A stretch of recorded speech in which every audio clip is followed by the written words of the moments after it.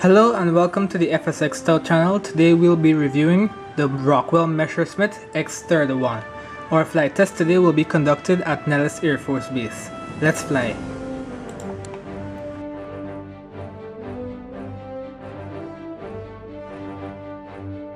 And here we are in the cockpit. Okay. Yes, now I'm hearing stuff. Let's put on our parking brake. Alright, let's take a look around. You can't be serious. This is the entire cockpit. Okay, here we just have a primary flight display that shows our speed, our attitude, altitude, vertical speed, heading. We have a backup attitude indicator and a radio magnetic indicator. Do these? Yep, these work. Oh no, that was the map. I don't think Fraps records the map. And display and hide GPS. Okay, after that underwhelming view of the cockpit, let's check out the outside. Alright, and here we have it. The external model for the X-31. The side profile of this aircraft looks a lot like the F-16. I'm not sure if it was modeled after the F-16, but it really does look like the F-16 from the side. But with a delta wing and canards. This show should unofficially be called the FSXTout Canard Show because so far I've only been reviewing aircraft with canards. Okay, let's check out. Oh, this aircraft has thrust vectoring, so that's what these nozzles at the back here are for. See, this is elevator, up and down. The canards and the thrust vectoring moves. See, ailerons. The canards and the ailerons are the side of the wing move, and rudder. There you have the rudder.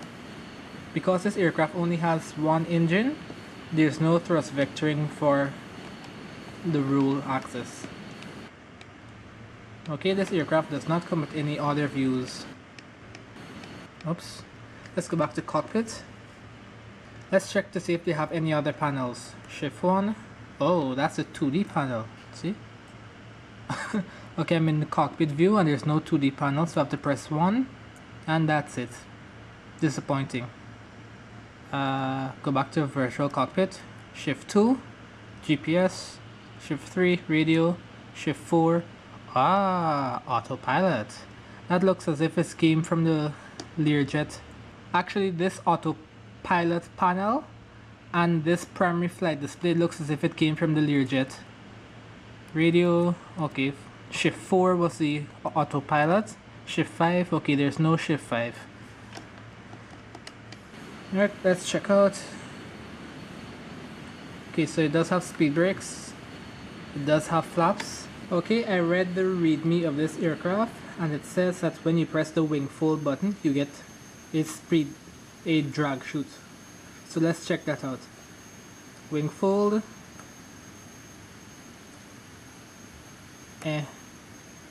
Alright, let's take off and see how she flies.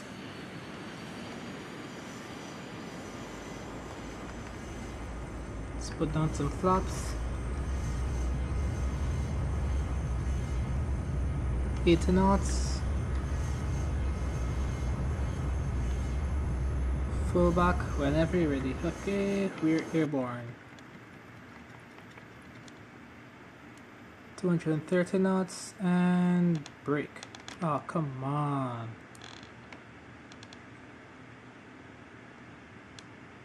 I would have expected an aircraft with thrust vectoring to be more maneuverable. This was anemic.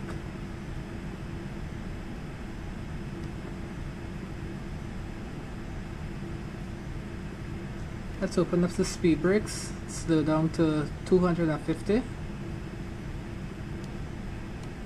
Let's do our flight test at 250 knots.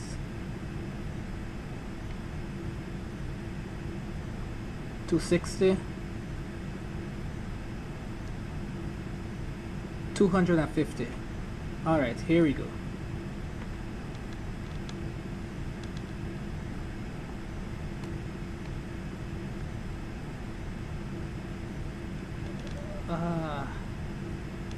Sink rate. This aircraft sucks.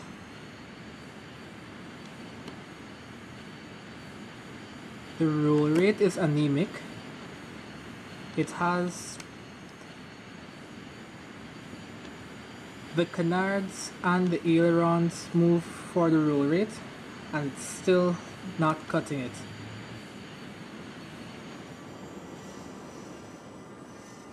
The thrust vectoring and the canards move for elevator, and still not cutting it.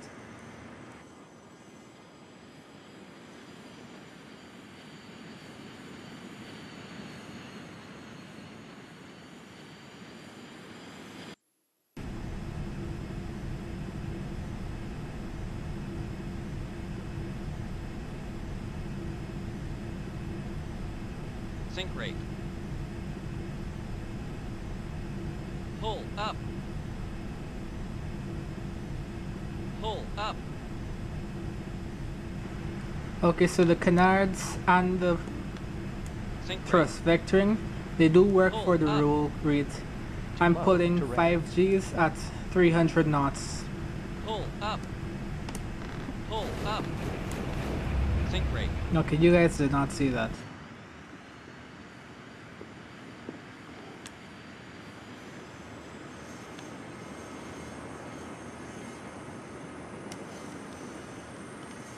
See, and there's our F-16-esque side profile. It really does look like an F-16.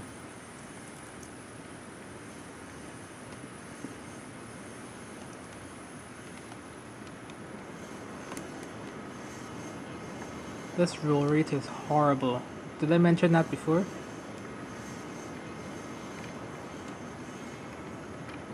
Okay, it just came to my attention that I had my flaps down, sorry. Still doesn't help this crappy roll rate. Let's slow down and see how she stalls.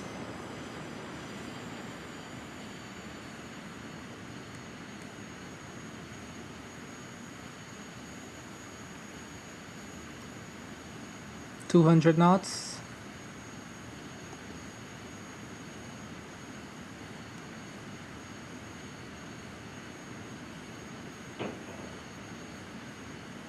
$250 knots. Sorry, $150 knots.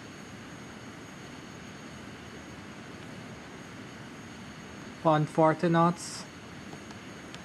Full up. Close speed brakes. And we're losing altitude, but we're not stalling. Nope, we're not stalling, but we are falling.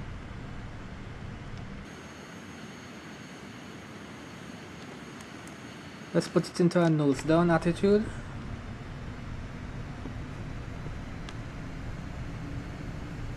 And we have recovered at about 180 knots.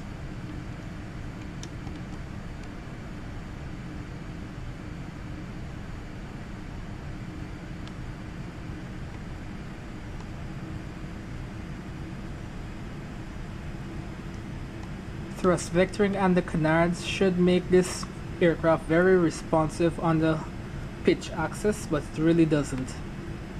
This is so slow. It is interesting to see that the aircraft does not stall.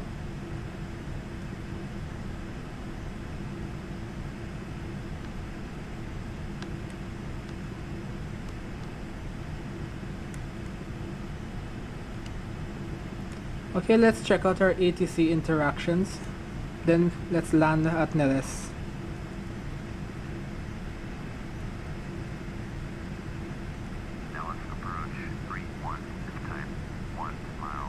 Oh, that's unfortunate. So it doesn't say its manufacturer nor its type.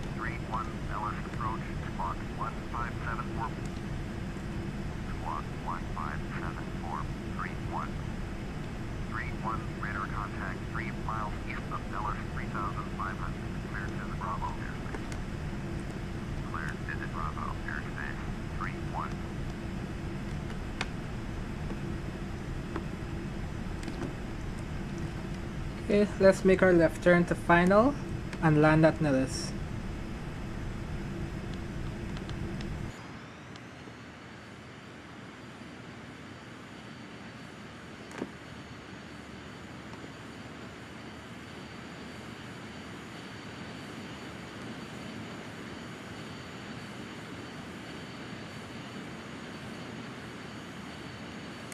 Let's land on that runway on the right.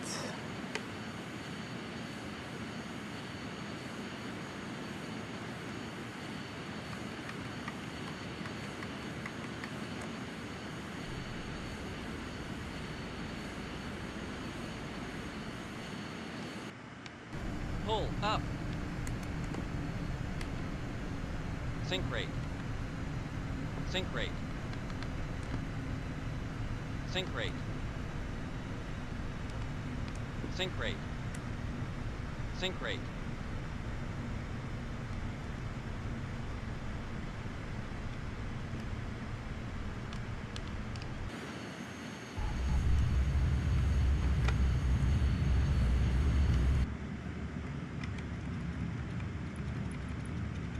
Okay, so that does look cool.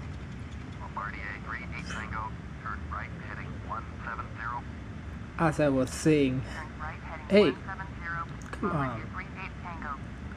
As I was saying, that wing fold function does add some realism.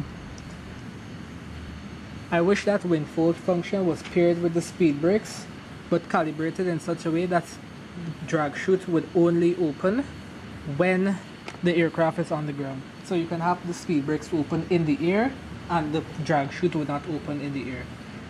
Let's check out our UI usability. Okay, so aircraft, select aircraft.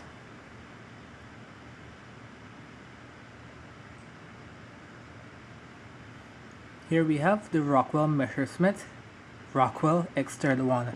Wait, my first complaint. 1. The thumbnail is not in a 4:3 aspect. The thumbnail is a 1:1 ratio, so it's a square thumbnail here. Second issue, Rockwell Messerschmitt Rockwell X-31. Come on, that's some reputation right there. You could just say Rockwell Messerschmitt X-31 or Rockwell X-31. Not Rockwell Messerschmitt Rockwell X-31. Come on. Aircraft manufacturer. Rockwell Messerschmitt. Okay, Rockwell Messerschmitt, so just put Rockwell Messerschmitt X-31. Publisher. Okay, so it does have a publisher. Aircraft type. Let's go to Legacy. It's not under Legacy. It always amuses me when an aircraft is not on the Legacy. Like, where else could it be? Yep, experimental. Okay, not gonna argue with that. That's pretty cool.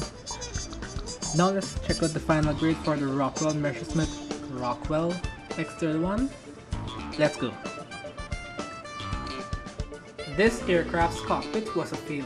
One primary flight display from the Learjet, a backup attitude indicator, and a radio magnetic indicator bore the brunt of the functionality of this cockpit.